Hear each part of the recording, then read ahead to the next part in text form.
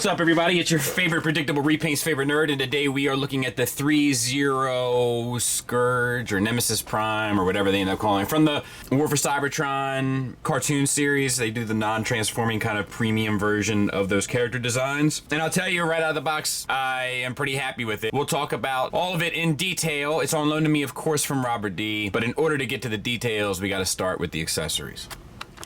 Alright, so first and foremost, it comes with the display base. We have the Transformers War for Cybertron trilogy kind of put on there. Tons of sculpted detail and no paint on it. They never paint these things, and like they paint so much and their paint is fairly phenomenal, so it's a shame that they don't kind of do this as well. I would love to see this kind of in some more a finished look. But still sculpted nice, it's still effective. You get this piece as well, and works the same way as all the other ones. You plug it into here, and you plug this into here, and then this is the locking mechanism. So unlock, lock, and then you have this section that extends, and this is the unlock for that. This little button you just press down, that will release it. Otherwise, it's pretty much locked in place. And then this piece is the piece that plugs into them. I'll show you how that works here in a second. But this is just you pull out, so to speak, and then line up your grooves where you want them, and then plug it back in. And that's how that works. And then on the back here, you just take off this piece, and that allows you to plug in, and it's a very nice connection into his back. He comes with a backpack. It's painted nicely, as most of this figure is. It has this glossy turquoise, it has a black wash over it. It has this very nice dry brushing of silver that's done pretty much throughout the figure. You have a couple more truck details here, and then this is where it connects in to the female end there, and you got his backpack on. He comes with an array of hands. We have 2 holding hands left and right, 2 trigger finger hands left and right, 2 outreached hands left and right. Let me switch that. And 2 relaxed hands left and right. That's an additional to the 2 fist hands that you saw in the opening footage, and that's in addition, not an additional. I'm just speaking too fast from my brain. But that you saw in the opening footage, and they're all decoed the same way, which is to say black with the silver dry brushing on top. Of course, he has to come with his gun. It's just black with the silver dry brushing, no other accents, which is a shame because I think a few more accents would actually bring this to life a bit more. But nonetheless, it's a nice sculpt and it's decoed nicely for what it is. And he holds it just fine. The fingers, like the hands are a little softer material, so the fingers are a little bit more malleable, which is a nice touch. He comes with his battle axe. We have like the kind of wear and tear wash on the silver for the handle, and then it's also on the silver up here, the black Decepticon symbol, and then the dry brushing once again of the silver on top of the black for the axe itself. Really sharp. And he'll hold that just fine. And he also comes with the shield, and it has the silver with the wash on top, the black Decepticon symbol, and then the silver dry brushing. It's decorated the exact same way as the axe, so it matches up, you know, it looks good together, and you know, in uniform. This will peg into his left arm, but only his left arm. Like the connection is not the same on his right arm, which is kind of obnoxious. You know, just why not give me the option? It's not like it's that aesthetically unpleasing, or I don't know. It's a little bit of a bummer to me. And lastly, gimmicks-wise, there is a light-up feature for the chest and the head. You got to take stuff apart and everything else, but I don't have the batteries anyway, so we're not going to take a look at it. But, you know, as we go through and critique the eyes and stuff, which you know that's going to come, right, with me, so to speak. But there is a light-up feature as well. All right, and let's take a look at the figure, and we'll start with the head sculpt. It's a pretty large unit, so to speak. So we have the silver dry brushing on top of the black. That's kind of what you get throughout most of the figure. Let me raise this camera up just a taste more. And then the silver paint for the face, and of course the crack details and stuff, and the eyes unfortunately do look dead. So the neck section here is on a hinge. The head is on a ball peg connected to it. Using both in concert, you can get the head all the way up to there, down to there, left, right, and a confused Nemesis Prime face. And then you have the torso. Back the camera out just a taste. Lower it down just a taste.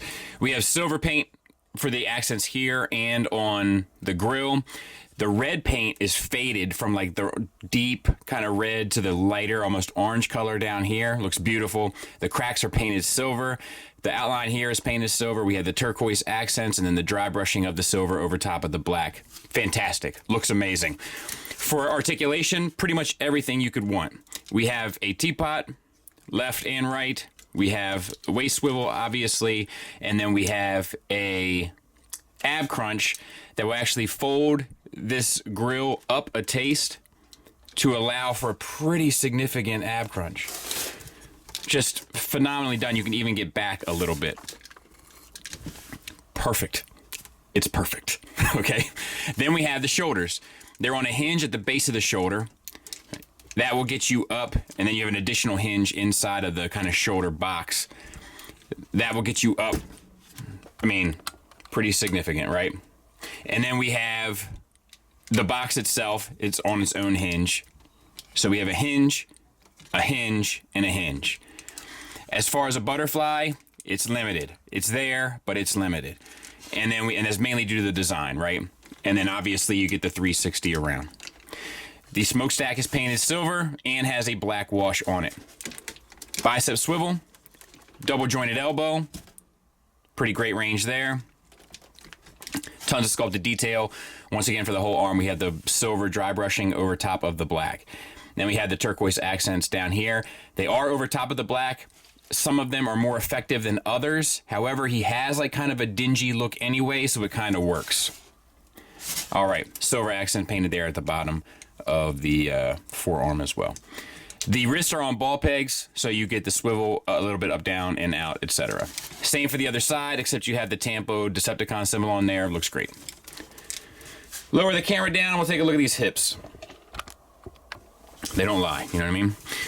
Turquoise accents. We have a the whole wash that we saw on the silver parts, like high and low, we have on the whole large silver piece. It's very effective here. It's a little bit more, maybe arguably too subtle on like the smokestacks and stuff, but here where you can really take a look at it, it looks fantastic. It almost looks like it was like put on and then like you know, picked up with like a washcloth or something. It's really well done. Excuse me. All right, thigh swivel. We have universals for hips. For the full Monty, you have the hip skirts that move up a little bit out of the way, but it's enough for the full, oh, I'm sorry, that was the full Van Damme, wasn't it? This is the full Monty. So you get both. And then the hips also drop down. So just to show that, they're hinged here, so they slide out, and that'll get you, you know, way out in front. And then you only need the little bit of hip skirt. Like, just smart engineering. It's a simple choice. Aesthetically, it works extremely well. No issues. All right, double jointed knee for the full run. And then we had the silver paint on this piece with the wash. The same silver dry brushing on the whole leg itself. Silver accents on the wheels. And then the ankles. You get an ankle rocker. It's a little limited. Not the worst, but it's a little limited. And then you get ankle tilt up, ankle tilt down, and it's a heel. Yeah, you get an additional toe. I thought you got a heel movement too. Maybe not, but you do get this toe hinge as well. So yeah, I mean, a very, very impressive piece. Very, very impressive. There he is from the back. And then size comparison wise, there he is with the Magic Square. So it's a significantly larger bot. You know, it's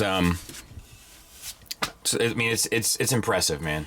Final thoughts wise, I first have to say that, look, it's unfair, man. It's unfair that I have to talk about the negatives regarding this figure while I'm looking at this pose. Holy moly guacamole. This is a really, really, really good figure. If I had to nitpick, and I mean had to, gun to my head, I would say I wish there was a little bit more of an ankle rocker. I would say I wish there was a little bit more of a butterfly joint. I wish the eyes were painted and also able to be illuminated. We've seen this done before. It is possible. I wish that that was the case here. And I also wish you could apply his shield of his battle axe like in Shield. I wish you could apply it to both arms. I do really think that that's a huge error in judgment to only have it available on one arm. Like, I should have the option as the consumer. But that's it. I mean, look, the negatives section of this review is going to be a lot shorter than the positives.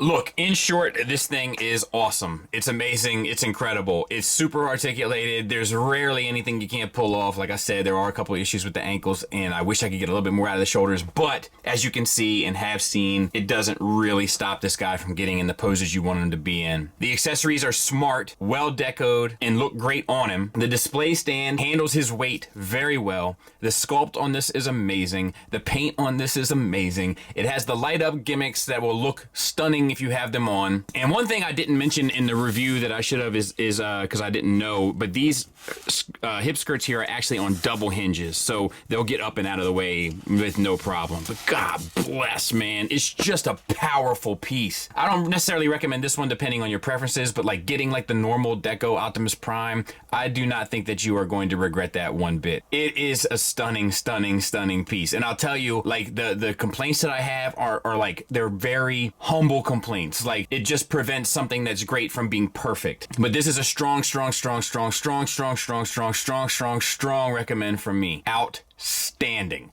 And makes me excited about where Zero and O, right? I mean, I get it. Where they're gonna go in the future. Well done. Love to see it. Love to review it. Hate to send it back. Thanks for listening. Thanks for watching. Until next time, take care.